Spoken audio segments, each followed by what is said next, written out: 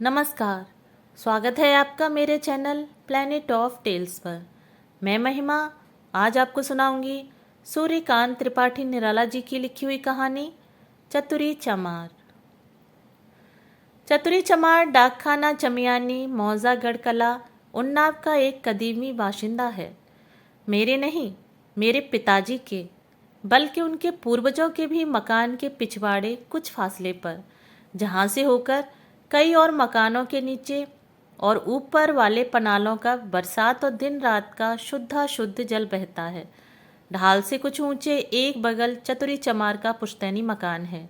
मेरी इच्छा होती है चतुरी के लिए गौरवे बहुवचनम लिखूं, क्योंकि साधारणतः लोगों के जीवन चरित या ऐसे ही कुछ लिखने के लिए सुप्रसिद्ध संपादक पंडित बनारसी दास चतुर्वेदी द्वारा दिया हुआ आचार्य द्विवेदी जी का प्रोत्साहन पढ़कर मेरी श्रद्धा बहुत बढ़ गई है। पर एक अड़चन है। गांव के रिश्ते में चतुरी मेरा भतीजा लगता है। दूसरों के लिए वह श्रद्धेय अवश्य है, क्योंकि अपने उपानह साहित्य में आजकल अधिकांश साहित्यिकों की तरह अपरिवर्तनवादी है। वैसे ही देहात में दूर दूर तक उसके मजबूत जूतों की तारीफ है। पास ही हफ्ते में 3 दिन हिरन, चौगड़े और बनेले सुअर खदेड़ कर फांसते हैं। किसान अरहर की ठूंठियों पर ढोर भगाते हुए दौड़ाते हैं, कंटीली झाड़ियों को दबाकर चले जाते हैं। छोकड़े बैल, बबूल, करील और बेर के कांटों से भरे रुंधवाए बागों से सरपट भागते हैं। लोग जेंगरे पर मड़नी करते हैं।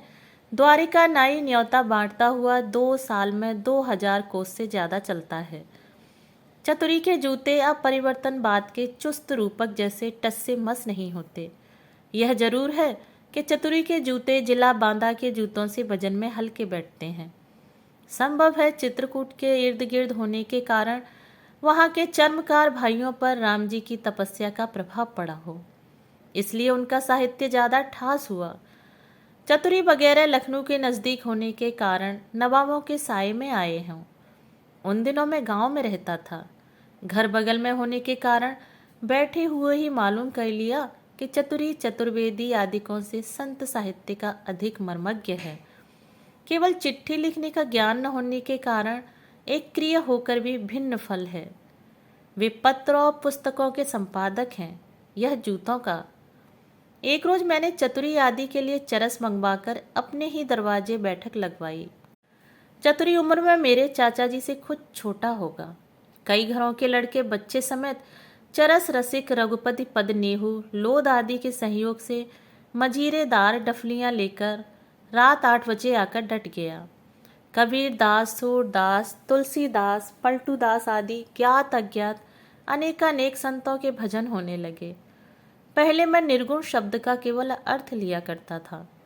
लोगों को निर्गुण पद है कहकर संगीत की प्रशंसा करते हुए सुनकर हंसता था।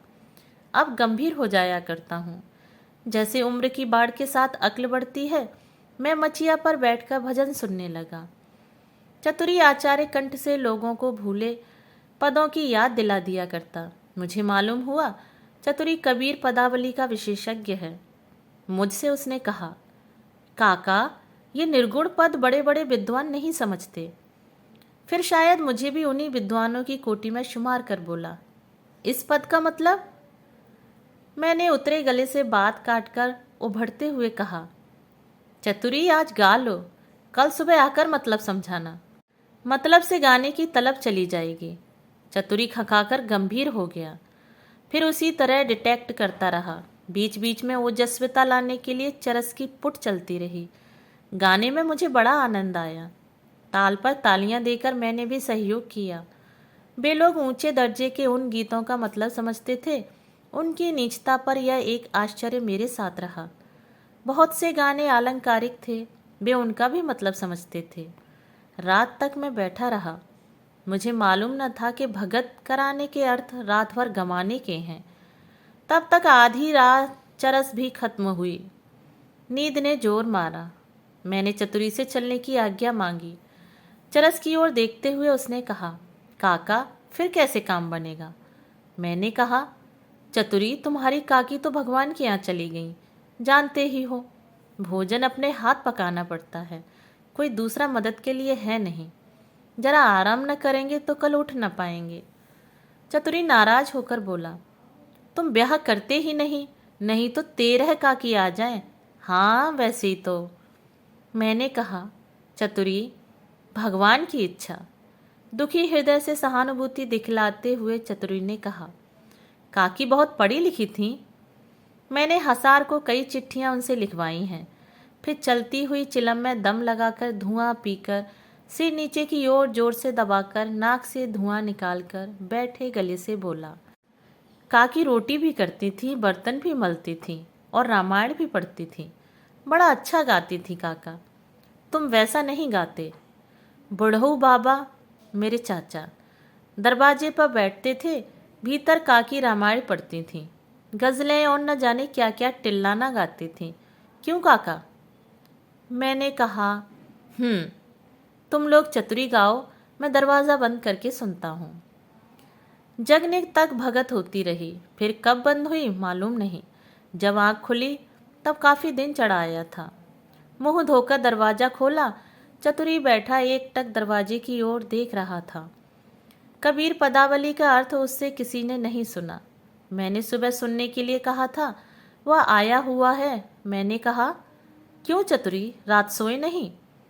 चतुरी सहज गंभीर मुद्रा से बोला, सोकर जगे तो बड़ी देर हुई, बुलाने की वजह से आया हुआ हूँ। जिनमें शक्ति होती है अवैतनिक शिक्षक वही हो सकते हैं। मैंने कहा, मैं तैयार हूँ, पहले तुम कबीर साहब की कोई उल्टबासी तो सीधी करो। कौन सुनाऊं? चतुरी ने कहा, एक से बढ़कर एक हैं। मैं कबीरपंथी हूँ काका, जहाँ गिरह लगती है साहब आप खोल देते हैं। मैंने कहा, तुम पहुँचे हुए हो, यह मुझे कल ही मालूम हो गया था। चतुरी आंख मूंदकर शायद साहब का ध्यान करने लगा, फिर सस्वर एक पद गुनगुनाकर गाने लगा, फिर एक एक कड़ी गाकर अर्थ समझाने लगा। उसके अर्थ में अनर्थ पैदा करना आनंद खोना था। जब वह भाष्य पूरा कर चुका, जिस तरह के भाष्य से हिंदी वालों पर कल्याण के निरामिष लेखों का प्रभाव पड़ सकता है, मैंने कहा, चतुरी, तुम पढ़े लिखे होते तो 500 की जगह पाते। खुश होकर चतुरी बोला, काका कहो तो अर्जुन बा। चतुरी का एक 17 साल का लड़का को पढ़ाने के लिए भेज दिया करूं तुम्हारे पास, पढ़ जाएगा, तुम्हारी विद्या ले लेगा, मैं भी अपनी दे दूंगा। तो कहो, भगवान की इच्छा हो तो कुछ हो जाए। मैंने कहा, भेज दिया करो, दिया घर से लेकर आया करे। हमारे पास एक ही लालटेन है, बहुत नज़दीक घिंचेगा तो गांव वाले चौंकेंगे, आगे देखा जाएगा। लेकिन गुरु दक्षिणा हम रोज लेंगे, घबराओ मत। सिर्फ बाजार से हमारे लिए गोश्त ले आना होगा और महीने में 2 दिन चक्की से आटा पिसवाना होगा। इसकी मेहनत हम देंगे, बाजार तो तुम जाती ही हो।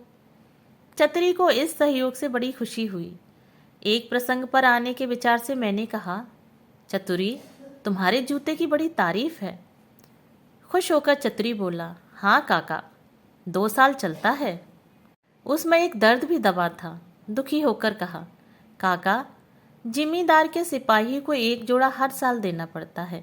एक जोड़ा भगवता देता है, एक जोड़ा पंचमा।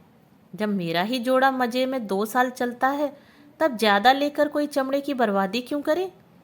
कहकर डबडबाई आंखों से देखता हुआ जुड़े हाथों सेवई सी बटने लगा। मुझे सहानुभूति के साथ हंसी आ गई, मगर हंसी को होठों से बाहर न आने दिया। संभल कर स्नेह से कहा, चतुरी, इसका बाजी बउल अर्ज में पता लगाना होगा। अगर तुम्हारा जूता देना अर्ज होगा तो इसी तरह पुष्ट दर पुष्ट तुम्हें जूते देते रहने पड़ेंगे। चतुरी सोचकर मुस्कराया और बोला, अब्दुल अर्ज में दर्ज होगा। क्यों काका? मैंने कहा, देख लो, सिर्फ 1 रुपया हक लगेगा। वक्त बहुत हो गया था, मुझे काम था। चतुरी को मैंने विदा किया। वह गंभीर होकर सिर हिलाता हुआ चला गया। मैं उसके मनोविकार पढ़ने लगा। वह एक ऐसे जाल में फंसा है जिसे वह काटना चाहता है। भीतर से उसका पूरा जोर उभर रहा है, जिसमें बार बार उलझकर रह जाता है। अर्जुन का आना जारी हो गया। उन दिनों बाहर मुझे कोई काम न था। देहात में रहना पड़ा, गोश्त आने लगा। समय समय पर लोध, पासी, धोबी और चमारों का ब्रह्म भोज भी चलता रहा। घृत पक व मसालेदार मांस की खुशबू से जिसकी भी लार टपकी, आप ही निमंत्रित होने को पूछा। इस तरह मेरा मकान साधारण जनों का अड्डा बल्कि हाउस ऑफ कॉमन्स हो गया। अर्जुन की पढ़ाई उत्तरोत्तर बढ़ चली। पहले पहले जब दादा, मामा, काका, दादी, नानी उसने सीखा तो हर्ष में उसके माँ बाप सम्राट पद पाए हुए को छापकर छलके। सब लोग आपस में कहने लगे, अब अर्जुन बा दादा दादी पड़ गया। अर्जुन अपने बाप चतुरी को दादा और माँ को दीदी कहता था। दूसरे दिन उसके बड़े भाई ने मुझसे शिकायत की। कहा, बाबा अर्जुन बा और तो सब पढ़ लिख लेता है पर भैया नहीं लिखता।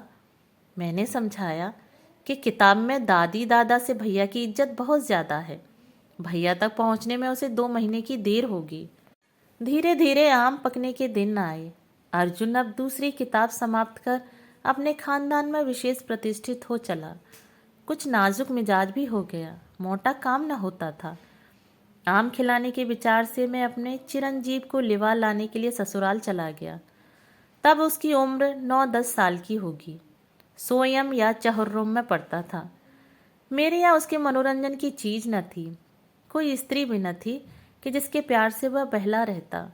पर 2-4 दिन के बाद मैंने देखा कि वह ऊबा नहीं। अर्जुन से उसकी गहरी दोस्ती हो गई। मैं अर्जुन के बाप के जैसा, वह भी अर्जुन का काका लगता था। यद्यपि उम्र में उससे 1.25 पट था, फिर भी पद और पढ़ाई में मेरे चिरंजीव बड़े थे। फिर यह ब्राह्मण के लड़के भी थे। अर्जुन को नई और इतनी बड़ी उम्र में उतने छोटे से काका को श्रद्धा देते हुए प्रकृति के विरुद्ध दमना पड़ता था। इसका असर अर्जुन के स्वास्थ्य पर 3-4 दिन में ही प्रत्यक्ष हो चला। तब मुझे कुछ मालूम न था। अर्जुन शिकायत न करता था। मैं देखता था जब मैं डाकखाना या बाहर गांव से लौटता हूँ तो मेरे चिरंजीव अर्जुन के यहाँ होते हैं या घर ही पर उसे घेर कर पढ़ाते रहते हैं। चमारों के टोले में गोस्वामी जी के इस कथन को, मनहु मत गज गन निरख सिंह किसो नहीं चोप, वह कई बार सार्थक करते देख पड़े। मैं ब्राह्मण संस्कारों की सब बातों को समझ गया, पर उसे उपदेश क्या देता। चमार दबाएंगे, ब्राह्मण दबाएंगे। दबा है दोनों की जड़ें मार दी जाएं, पर सहज साध्य नहीं, सोचकर चुप हो गया। मैं अर्जुन को पढ़ाता था तो स्नेह देकर उसे अपनी ही तरह का एक आदमी समझकर उसके उच्चारण की त्रुटियों को पार करता हुआ उसकी कमजोरियों की दरारें भविष्य में भर जाएंगी ऐसा विचार रखता था। इसलिए उसमें कहाँ कहाँ प्रमाद है यह मुझे याद भी न था। पर मेरे चिरंजीव ने 4 ही दिन में अर्जुन की सारी कमजोरियों का पता लगा लिया और समय असमय मुझे घर बुलाकर मेरी गैर हाजिरी में उन्हीं कमजोरियों के रास्ते उसकी जीभ को दौड़ाते हुए अपना मनोरंजन करने लगे। मुझे बाद में मालूम हुआ।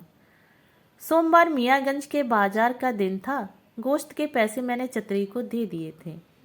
डाकखाना तब मगरायर था, वहाँ से बाजार नज़दीक है। मैं डाकखाने से निबंध भेजने के लिए टिकट लेकर टहलता हुआ बाजार गया। चतुरी जूते की दुकान लिए बैठा था। मैंने कहा, कालिका, धोबी भैया आए हुए हैं। चतुरी हमारा गोश्त उनके हाथ भेज देना। तुम बाजार उठने पर जाओगे, देर होगी। चतुरी ने कहा, काका एक बात है। अर्जुन बा तुमसे कहता डरता है। मैं घर आकर कहूँगा। बुरा न मानना, लड़कों की बात है। अच्छा, कहकर मैंने बहुत कुछ सोच लिया। बकर कसाई के सलाम का उत्तर देकर बादाम और ठंडाई लेने के लिए बनियों की तरफ गया। बाजार में मुझे पहचानने वाले न पहचानने वालों को मेरी विशेषता से परिचित करा रहे थे। चारों ओर से आंखें उठी हुई थीं। ताज्जुब यह था कि अगर ऐसा आदमी है तो मांस खाना जैसा घृणित पाप क्यों करता है। मुझे क्षण मात्र में यह सब समझ लेने का काफ़ी अभ्यास हो गया था। गुरुमुख ब्राह्मण आदि मेरे घड़े का पानी छोड़ चुके थे। गांव तथा पड़ोस के लड़के अपने अपने भक्तिमान पितामहों को समझा चुके थे कि बाबा कहते हैं मैं पानी पौड़े थोड़ी ही हूँ जो ऐरे गहरे नत्थु खैरे सबको पानी पिलाता फिरूं। इससे लोग नाराज हो गए थे। साहित्य की तरह समाज में भी दूर दूर तक मेरी तारीफ फैल चुकी थी। विशेष रूप से जब एक दिन बलायत की रोटी पार्टी की तारीफ करने वाले एक देहाती स्वामी जी को मैंने कबाब खिलाकर काबुल में प्रचार करने वाले रामचंद्र जी के वक्त के एक ऋषि की कथा सुनाई और मुझसे सुनकर वहीं गांव के ब्राह्मणों के सामने बीड़ी पीने के लिए प्रचार करके भी मुझे नीचा नहीं दिखा सके। उन दोनों भाग्यवश मिले हुए अपने आवारा गर्द नौकर से बीड़ी लेकर सबके सामने दिया सलाई लगाकर मैंने समझा दिया कि तुम्हारा इस झूठे धुएं से बढ़कर मेरे पास दूसरा महत्व नहीं। मैं इन आश्चर्य की आंखों के भीतर बादाम और ठंडाई लेकर जरा रीढ़ सीधी करने को हुआ कि एक बुढ़े पंडित जी एक देहाती भाई के साथ मेरी ओर बढ़ते नजर आए। मैंने सोचा शायद कुछ उपदेश होगा। पंडित जी सारी शिकायत पीकर मधुमुख हो गए और प्रदर्शक से बोले, आप ही हैं? उसने कहा, हाँ यही हैं। पंडित जी देखकर गदगद हो गए, बोड़ी उठाकर बोले, ओहो आप धन्य हैं। मैंने मन में कहा, नहीं मैं धन्य नहीं हूँ, मजाक करता है खूसट। पर गौर से उनका पगड़ और खौर देखकर कहा, प्रणाम करता हूँ पंडित जी। पंडित जी मारे प्रेम के संज्ञा खो बैठे। मेरा प्रणाम मामूली प्रणाम नहीं, बड़े भाग्य से मिलता है। मैं खड़ा पंडित जी को देखता रहा। पंडित जी ने अपने देहाती साथी से पूछा, आप बे में सब पास हैं? उनका साथी अत्यंत गंभीर होकर बोला, हाँ जिला में दूसरा नहीं है। होंठ काट कर मैंने कहा, पंडित जी रास्ते में 2 नाले और एक नदी पड़ती है, भेड़िया लागन है, डंडा नहीं लाया, आज्ञा हो तो चलो। शाम हो रही है। पंडित जी स्नेह से देखने लगे। जो शिकायत उन्होंने सुनी थी, आंखों में उस पर संदेह था। दृष्टि कह रही थी यह वैसा नहीं, जरूर गोश्त न खाता होगा, बीड़ी न पी होगी, लोग पाजी हैं। प्रणाम करके आशीर्वाद लेकर मैंने घर का रास्ता पकड़ा। दरवाजे पर आकर रुक गया। भीतर बातचीत चल रही थी। प्रकाश कुछ कुछ था। सूर्य डूब रहा था। मेरे पुत्र की आवाज आई, बोल रे बोल। इस वीर रस का अर्थ मैं समझ गया। अर्जुन बोलता हुआ हार चुका था, पर चिरंजीव को रस मिलने के कारण बुलाते हुए हार न हुई थी। क्योंकि बार बार बोलना पड़ता था, इसलिए अर्जुन बोलने में उबकर चुप था। डांट कर पूछा गया तो सिर्फ कहा, क्या? वही गुण बोल। अर्जुन ने कहा, गुड़। बच्चे के अट्टहास से घर गूंज उठा। भरपेट हंसकर स्थिर होकर फिर उसने आज्ञा की, बोल गणेश। रोनी आवाज में अर्जुन ने कहा, गणेश। खिलखिलाकर हंसकर चिरंजीव ने डांटकर कहा, गड़ास गड़ास करता है, साफ नहीं कहना आता। क्यों रे, रोज दातौन करता है? अर्जुन अप्रतिभ होकर दबी आवाज में एक छोटी सी करके सिर झुकाकर रह गया। मैं दरवाजा धीरे से ढकेलकर भीतर खंबे की आड़ से देख रहा था। मेरे चिरंजीव उसे उसी तरह देख रहे थे जैसे गोरे कालों को देखते हैं। जरा देर चुप रहकर फिर आज्ञा की, बोल वर्ण। अर्जुन की जान आ पड़ी। मुझे हंसी भी आई, गुस्सा भी लगा। निश्चय हुआ अब अर्जुन से विद्या का धनुष नहीं उठने का। अर्जुन वर्ण के उच्चारण में विवर्ण हो रहा था। तरह तरह के मुंह बनाने का आनंद लेकर चिरंजीव ने फिर डांटा, बोलता है या लगाऊं झापड़? नहा लूंगा, गर्मी तो है। मैंने सोचा अब प्रकट होना चाहिए। मुझे देखकर अर्जुन खड़ा हो गया और आंखें मल मल कर रोने लगा। मैंने पुत्र रत्न से कहा, कान पकड़कर उठो बैठो 10 दफे। उसने नजर बदलकर कहा, मेरा कसूर कुछ नहीं, मैं यों ही कान पकड़कर उठूं बैठूं। मैंने कहा, तुम इससे गुस्ताखी कर रहे थे। उसने कहा, तो आपने भी की होगी। इससे गुण कहला दीजिए, आपने पढ़ाया तो है, इसकी किताब में लिखा है। मैंने कहा, तुम हंसते क्यों थे? उसने कहा, क्या मैं जानबूझकर हंसता था? मैंने कहा, अब आज से तुम इससे बोल न सकोगे। लड़के ने जवाब दिया, मुझे मामा के यहाँ छोड़ आइए। यहाँ डाल के आम खट्टे होते हैं, थोपी होती है, मुंह फदक जाता है। वहाँ पाल के आम होते हैं। चिरंजीव को नाई के साथ भेजकर मैंने अर्जुन और चतुरी को सांत्वना दी। कुछ महीने और मुझे गांव में रहना पड़ा। अर्जुन कुछ पड़ गया। शहरों की हवा मैंने बहुत दिनों से न खाई थी। कलकत्ता, बनारस, प्रयाग आदि का सफ़र करते हुए लखनऊ में डेरा डाला।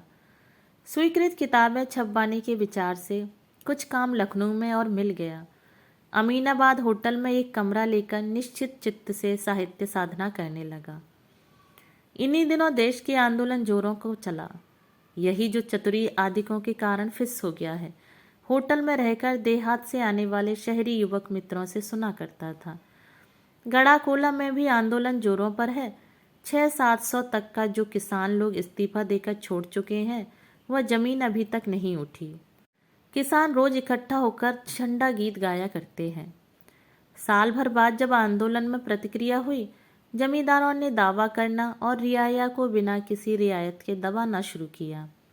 तब गांव के नेता मेरे पास मदद के लिए आए। बोले, गांव में चलकर लिखो, तुम रहोगे तो मार न पड़ेगी, लोगों को हिम्मत रहेगी, अब सख्ती हो रही है। मैंने कहा, मैं कुछ पुलिस तो हूँ नहीं जो तुम्हारी रक्षा करूँगा। फिर मार खाकर चुपचाप रहने वाला धैर्य मुझ में बहुत थोड़ा है। कहीं ऐसा न हो कि शक्ति का दुरुपयोग हो। गांव के नेता ने कहा, तुम्हें कुछ करना तो है नहीं, बस बैठे रहना। मैं गया। मेरे गांव की कांग्रेस ऐसी थी कि जिले के साथ उसका कोई ताल्लुक न था। किसी खाते में वहां के लोगों के नाम दर्ज न थे, पर गांव में पूर्वा डिवीज़न में उससे आगे दूसरा गांव न था। मेरे जाने के बाद पता नहीं कितनी दरख्वास्तें तो जमींदार साहब ने इधर उधर लिखी।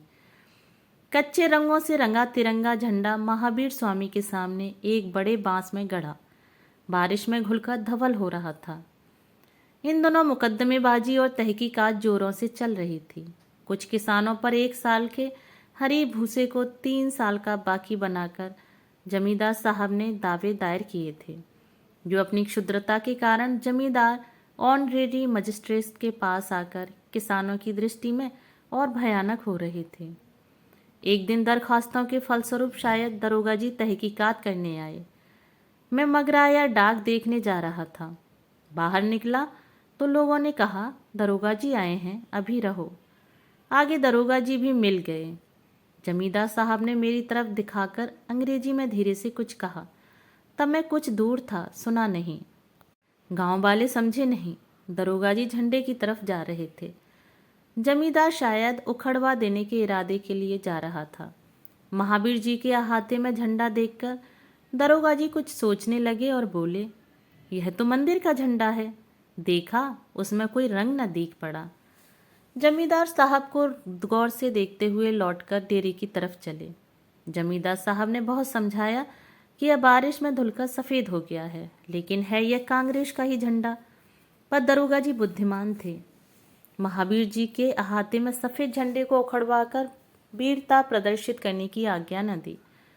गांव में कांग्रेस है, इसका पता न सब डिवीज़न में लगा न जिले में।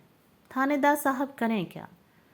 उन दिनों मुझे उन्निद्र रोग था, इसलिए सिर के बाल साफ थे। मैंने सोचा कि वेश का अभाव है तो भाषा को प्रभावशाली करना चाहिए, नहीं तो थानेदार साहब पर अच्छी छाप न पड़ेगी। वहाँ तो महावीर स्वामी की कृपा रही, यहाँ अपनी ही सरस्वती का सहारा है। मैं ठेठ देहाती हो रहा था। थानेदार साहब ने मुझसे पूछा, आप कांग्रेस में हैं? मैंने सोचा इस समय राष्ट्रभाषा से राजभाषा का बढ़कर महत्व होगा। कहा, मैं तो विश्व सभा का सदस्य हूँ। इस सभा का नाम भी थानेदार साहब ने न सुना था। पूछा, यह कौन सी सभा है? उनके जिज्ञासा भाव पर गंभीर होकर नोबेल पुरस्कार पाए हुए कुछ लोगों के नाम गिनाकर मैंने कहा, ये सब उसी सभा के सदस्य हैं। थानेदार साहब क्या समझे वह जाने। मुझसे पूछा, इस गांव में कांग्रेस है? मैंने सोचा, युधिष्ठिर की तरह सत्य की रक्षा करूं तो असत्य भाषण का पाप न लगेगा। कहाँ इस गांव के लोग तो कांग्रेस का मतलब भी नहीं जानते। इतना कह के मैंने सोचा अब ज़्यादा बातचीत ठीक न होगी।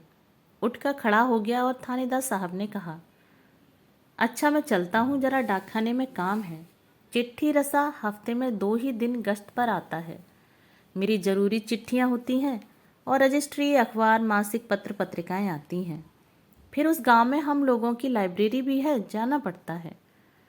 थानेदार साहब ने पूछा, कांग्रेस की चिट्ठियां आती हैं? मैंने कहा, नहीं, मेरी अपनी। मैं चला आया। थानेदार साहब जमींदार साहब से शायद नाराज होकर गए। इससे तो बचाव हुआ, पर मुकदमा चलता रहा। जमींदार ऑनरेरी मजिस्ट्रेट ने, जिनके एक रिश्तेदार जमींदार की तरफ से वकील थे, किसानों पर जमींदार को डिग्री दे दी। बाद में चतुरी वगैरह की बारी आई, दबे दायर हो गए।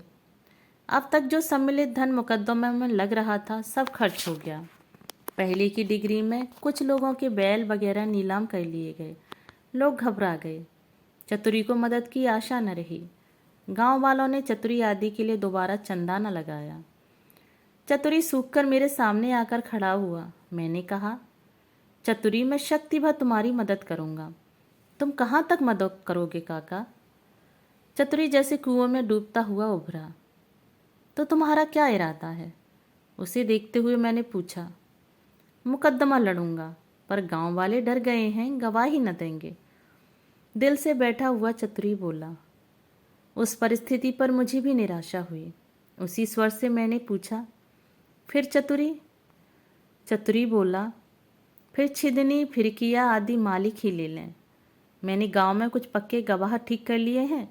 सत्तू बांधकर, रेल छोड़कर, पैदल 10 कोस उन्नाव चलकर, दूसरी पेशी के बाद पैदल ही लौटकर हंसता हुआ चतुरी बोला, काका, जूता और पुर वाली बात अब्दुल अर्ज में दर्ज नहीं है। दोस्तों, अभी आप सुन रहे थे सूर्यकांत त्रिपाठी निराला जी की लिखी हुई कहानी चतुरी चमार। अगर आपको ये कहानी पसंद आई हो तो मेरे चैनल को सब्सक्राइब, वीडियो को लाइक शेयर ज़रूर करें और अपने विचार मुझे कमेंट बॉक्स में साझा करें। धन्यवाद।